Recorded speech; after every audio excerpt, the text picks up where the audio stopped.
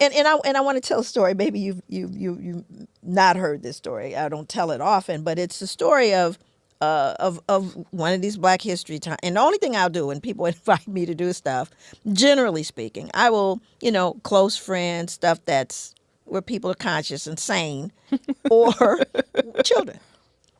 So some years ago, many years ago, I got a call, and it was from the coast of Oregon. It was these people on the coast. It was really very white. Very. And very, very white. And they said, we'd like you to talk to youth about Martin Luther King being a drum major for justice, right?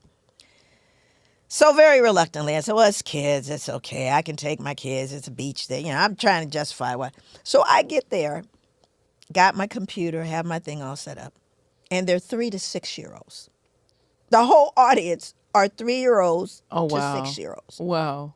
When he said youth, I'm thinking, Middle school. yeah, at least, right? Least 5th, 6th grade. And at so the I youngest. take my computer, I just close it and put it down, because that's not what's going to happen. And they were all on the rug with their legs floated, picking their noses and doing it. It's all white except the adopted Asian kids. That was kind of in, white people who adopted.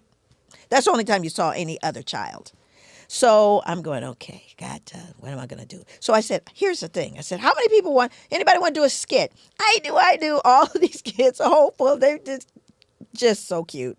So I took 2 little girls. I said, we're going to go upstairs. I'm going to be the teacher. I told them what the skit was going to be. I'm the teacher, and you're the students. So I had them in at chairs, at desks, facing all the kids with, on the floor. And then I had my back to them at my desk. I gave one had a toy, and one had a crayon. So when the little girl with the crayon, she got up and left, and the little girl with the toy took her crayon, right? So she comes to me, she comes back to her desk, she sees the girl took her crayon. So she says, teacher, she took my crayon. I said, she did. Yeah, so I have them. We're all standing up front now. I go, did you take her crayon? She said, yes. I said, say you're sorry. She goes, I'm sorry. I said, okay. So I turned around, sat down, and they went and sat down. And the little kids were like, hey, the whole audience is like, why? But I said, is there a problem? What's the problem? So I said, okay, well, let's do it again. Maybe they didn't hear it. I said, now, did you take her crayon? Yes. Say you're sorry. I'm sorry. I said, so she says she's sorry. She's a 3-year-old. This is a 3-year-old. Waving at her. She was very upset. I said, is there a problem? She said, she got to give back the crayon. She got to give it back. She got to give it back. Saying you're sorry, not enough. Yeah.